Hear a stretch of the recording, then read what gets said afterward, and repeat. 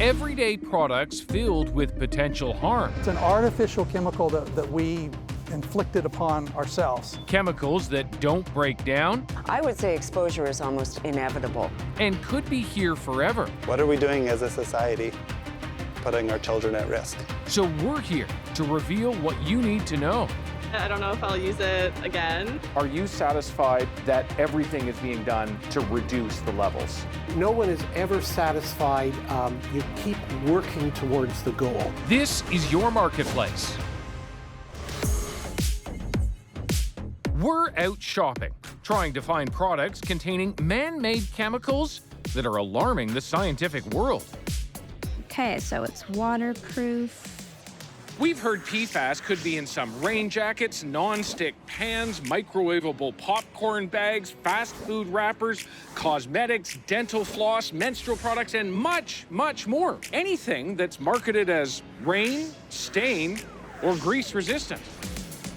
PFAS are everywhere, but trying to figure out what specific product the potentially toxic chemical is actually in, it's almost impossible.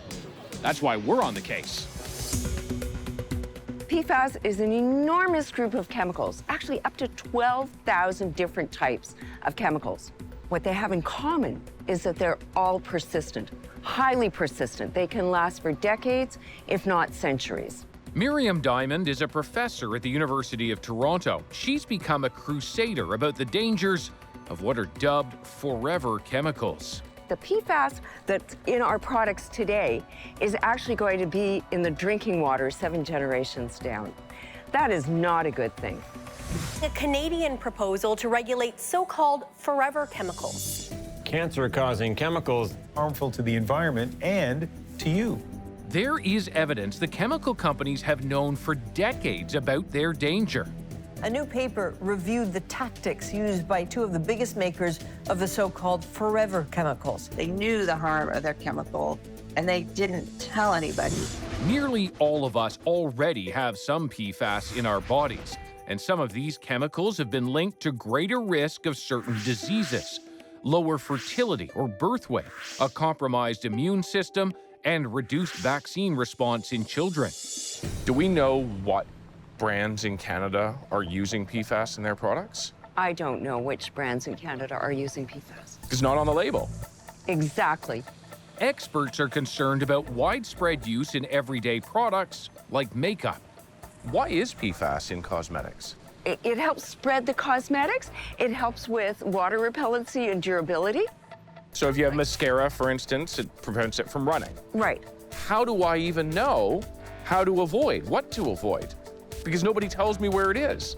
That's why we do testing. That's why we're compelled to do testing. And that's why we're going to do testing too. Exactly. So we're picking up foundation, mascara, eyeliner, and eyeshadow. Prep the samples, send them for screening to the University of Notre Dame in Indiana, one of the few labs worldwide that routinely measures for fluorine, a possible marker of PFAS. As we wait for those results, we're asking, which cosmetics do you use? Foundation, concealer, blush. You use it all. Yeah. Every single thing you possibly think of. I go for these brands which basically like are popular. What do you think about PFAS being in makeup? I don't like the idea of that going into skin. I'm wondering how bad can it be? Our screening flags fluorine in some of the makeup from these 4 brands: MAC, Marcel, Quo, and Burt's Bees. So we're sending cosmetics from each company to a lab at Carleton University for PFAS-specific testing. So I'm just gonna label 4 of these. It's where environmental chemistry and toxicology researcher Amy Rand will do in-depth analysis. So next step is to add our methanol and our sodium hydroxide. Testing 8 products, 3 samples each. So vortex for 5 minutes. Amy's team extracts both liquid and gas from the cosmetics as they look for 32 of the most common types of PFAS. Okay, so this is called an NEVAP. It's going to evaporate our sample. Testing is complicated. It takes all this just to find out. It's not just makeup. All sorts of consumer products tossed into the trash contain PFAS, extremely persistent chemicals that seep into our land and water. There are other surprising sources of contamination, too, including this pristine-looking lake in Hamilton, Ontario. This lake is Lake Neapinko. Local activist Joe Miner knows all about the lake's chemical contamination from high levels of PFAS used nearby. So how long have you been concerned about the PFAS issue in this area? Well, since I first found out about it in 2011. That's around the time a federal scientist took a close look at the lake's turtles and made a shocking discovery. It turns out that the turtles that he caught here had the highest levels of PFAS in their blood, well, in the world at the time. Consuming anything in this fisherman's paradise is not recommended. Yeah, he's biting again. Okay, good. Now, real slowly. It's definitely hooked. It's not coming off. And you gotta pick up that. There he is. Here it comes. Boy, okay, here's our fish. Now, what's that? This is a bluegill. This is a perfectly lovely fish that people would like to keep and eat, but these fish in this lake have high levels of PFAS in them that they really should not be eaten. When fish, or humans for that matter, ingest PFAS, it takes years for them to be expelled, a toxic substance that just keeps adding up. Incredibly, the PFAS traveled from more than 10 kilometers away. From firefighting foam similar to this used during training exercises decades ago. Forever chemicals indeed. The danger compels Joe to warn his community with his own signs. As it stands, only 2 types of PFAS and their related groups are restricted in Canada, though thousands more exist in the same family of chemicals. It's an artificial chemical that we inflicted upon ourselves. Finally, our lab testing of makeup is complete. Time to reveal the results. Take a look at this table. I use Tell this. me. You use that one? We start with Quo eyeliner. Guess what? Yes. No PFAS. Hey. Okay, a relief for this shopper, none of the PFAS we test for. But can't say the same for those who use this Quo eyeshadow. Our test finds all samples for that product contain PFAS. How do you feel being someone who uses Quo when I tell you this product has PFAS? I don't know if I'll use it again. I'll have to find an alternative. So what about this Marcel foundation and eyeliner? This pencil, we found PFAS. Pencils too. Yeah. Well, shucks. Marcel foundation, Yeah. we found PFAS when we did our testing. Wow. Next up, Burt's Bees. I actually use Burt's Bees for my lips. Turns out their mascara and foundation has none of the 32 PFAS we screened for. Earlier tests flagged Burt's Bees, likely because 2 ingredients, a mineral and a clay, both can contain fluorine. Next up is MAC. You just bought it, isn't it? Yeah, literally, I just bought it yesterday. Really? Yeah. This MAC product has PFAS in it. In fact, our testing shows PFAS in all 3 MAC foundation samples we test. So what are you thinking now that I'm telling you this? I'm scared. Finally, that MAC mascara. This MAC waterproof mascara has PFAS. This MAC mascara, not waterproof, does not have PFAS. That's very shocking. I just didn't know about this chemical and altogether. That's really wild. Our results of the 8 cosmetics we test, 5 contain PFAS. That's bad. That's crazy. We take the results to the Cosmetic Alliance. It represents the interests of many makeup makers in Canada.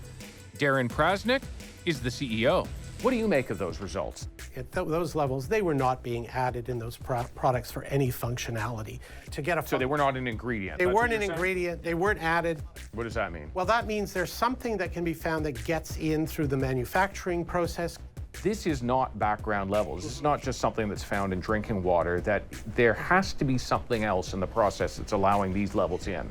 Sources of contamination can include all of those things: water, piping, materials that you've used in other ingredients. They could be also in the packaging that you're using.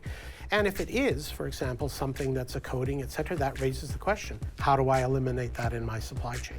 Are you satisfied when we see PFAS in these cosmetics that everything is being done to reduce the levels? Listen, no one is ever satisfied. You keep working towards the goal. And the more we learn about it, the more we identify potential sources, the more we find that technically how we can get down and reduce it, the better. Mac, Marcel, and Quo tell us they don't add PFAS as an ingredient to any of their makeup and that they follow industry standards. Quo tells us the PFAS could be incidental. Federal regulations don't require the manufacturers to test for PFAS, but they do forbid two specific chemical precursors our test discovered in some of the makeup. We actually found a couple of banned PFAS in products, cosmetics, in Canada. A company, any company, is in violation of the regulations. I'm not going to defend them. We find the banned PFAS in at least one sample in each of these brands. But he points out it's only banned if it's added as an ingredient, not if it slips in during the manufacturing process. Its presence doesn't necessarily mean it's in violation. Would you use any of these products? I would say exposure is almost inevitable. If you put, for example, mascara on, you've got a high probability that some of the flakes are just going to get through into your eye or through a tear duct. Same with eyeliner. Foundations that the PFAS can transfer through skin into your body. Lipstick is a great example of being inevitably exposed. So when you put lipstick on, it's inevitable that you're going to be eating some of it. The science is trending towards a decision that we shouldn't be using these things at all. Do you feel that the industry has an urgency to get as low as possible? Well, everyone has an urgency, not just our industry, but everyone has to work towards that. In most cases, they're gone, they're not being used, alternatives have been found. He's calling on the feds to declare a maximum acceptable PFAS level in makeup and other products. That seems to be an acknowledgement that we now know PFAS in some forms can be dangerous. Yes. How do you even know what to use if you want to avoid them? It's so difficult to know. So what I do, I use a clue, and that clue is that the cosmetic is not marketed as being water resistant, wear forever, durable, put it on and it'll last for 24 hours. So those are some indications that that could product, be a tell. Exactly. Some places are clamping down on forever chemicals. In Canada, you should be looking for this. And say we need to catch up. This is a wake-up call. Get more Marketplace. Sign up for our weekly newsletter at cbc.ca/marketplace.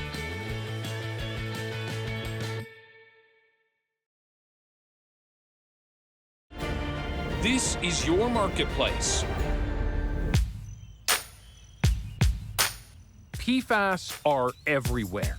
A man-made chemical now being discovered in our water and our land, including this dairy farm. Part of the long-term legacy of Forever Chemicals. How old is she again? Megan Flanagan is a state vet, visiting Stone Ridge Farms in Arundel, Maine. We're collecting blood to monitor PFAS levels in these guys. In 2017, government officials deemed the cow's milk was contaminated with PFAS and no longer safe to drink. They'd grazed on these fields, which years earlier had been fertilized with sludge containing high levels of PFAS. So how long has this farm been in your family? Since 1914, it's been in the family. More than a century. Fred Stone's been a farmer all his life. I failed them. They depended on me. But keeping the herd fed was costing Fred about $18,000 a month. With little income, it was an amount he could no longer afford. There you go, big stir. Forcing him to kill off many cows. They're looking you square in the eye, knowing that they hadn't done anything wrong, and you're killing them. You didn't make PFAS. No, I didn't. So this would all be flat if it wasn't for that roll. So that roll from there all the way to here, that whole roll is all of those 100 and some odd cows. These hills are graves. Yeah, pretty much, yeah. So you get an idea what a grave for 100 cows looks like. Where do you get your food? My wife and I qualify for state aid and Medicare and all this other stuff, and food stamps and what have you. You've worked your entire life. Yep. Not like your adult life. You've worked your entire life on this farm. Yep. And now, because of what's happened to you, you're relying on food state stamps aid. and state aid. State aid, yep. It only hurts for a little while. It only hurts for a little while. Almost 200 kilometers north of Fred's farm, we make our way by the town of Unity to meet Johanna Davis and Adam Nordell, two organic farmers. Well, to us as organic farmers, it was devastating news. What did it mean for your business? Shut it down. It's over. It's over. Yeah, pretty much immediately.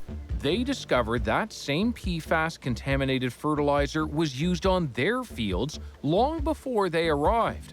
By farming that land, they breathed in PFAS from the soil. Do you actually have a sense of an amount of PFAS that's inside your bodies? Yeah. So average Americans, that's 2 to 5 parts per billion. And where are you? Well, my levels are 3,600 parts per billion. You're way off the chart. I'm way off the chart. I'm scared for my health. I'm scared for my family's health. You have a 5-year-old too, and I think one thing we know about chemicals in general is that the earlier you're exposed during those developmental years, it can be particularly damaging. That has got to be a concern for both of you. That's terrifying. Yeah, no parent wants to live with this kind of medical risk for their child. What are we doing as a society, putting our children at risk by lacing everyday products with toxic chemicals and then using our waste stream to fertilize our food? That fertilizer was actually processed human sewage and industrial waste known as sludge, coming from the state's municipal wastewater treatment plants and paper mills. It ended up being a toxic bomb on the land. In most of Canada, sludge is regulated, but not when it comes to PFAS. It could be one of the ways it's ending up in our environment. In Maine, the Attorney General, Aaron Fry, is going after PFAS manufacturers. 3M, DuPont, these chemical corporations that for decades not only created these highly toxic chemicals, knew they were toxic, knew that they didn't biodegrade. In a statement, 3M says it is committed to remediating PFAS where appropriate and will stop producing the chemicals in 2 years. DuPont tell us they don't operate any manufacturing facilities in Maine and never have. But Maine's Attorney General says their lawsuits aren't about production, but rather impact. Because of the way in which they migrate through ecosystems, fish, birds, and now humans have PFAS chemicals accumulating in their systems. So they're highly toxic. They have destroyed the ability for farmers to farm, to pull fish from water. Maine is leading other U.S. states. By 2030, PFAS will be banned in all consumer products. Do you think other jurisdictions should be as proactive as yours? Canada, for instance?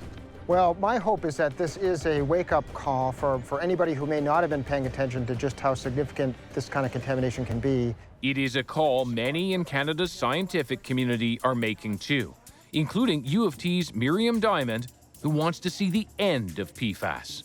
Not voluntary measures, finding legislation to say we're going to get rid of PFAS, we're going to start with the easy stuff, and then we're going to work towards the more difficult to remove applications. That, I believe, is government's job. The government is moving in that direction. I hope they move quickly. Should we wait for more studies? You know, I've been in this business for over 30 years, and if I could tell you the number of times I've heard, we just need more evidence. That's muddying the waters. That's just a delay tactic, and it's been used by the chemical industry over and over and over again. Health Canada tells us it's working on reducing exposure to PFAS in drinking water and possibly sludge. But when it comes to consumer products, they say they're still deciding on whether to classify all PFAS as harmful to human health. We can't afford to wait for more studies because what we do know is that all those PFAS are so persistent that they're going to remain in the environment for decades, if not generations. So that's why there's no reason to wait. There is no reason to wait to find more evidence. I find it so troubling that we're conducting an experiment in real time on the health effects of PFAS exposure. On you and me and our families. On just about everybody in Canada, and do you know what? Just about everybody worldwide. Get more Marketplace. Sign up for our weekly newsletter at cbc.ca/marketplace. And got a story you think Marketplace should investigate? Email us, marketplace@cbc.ca.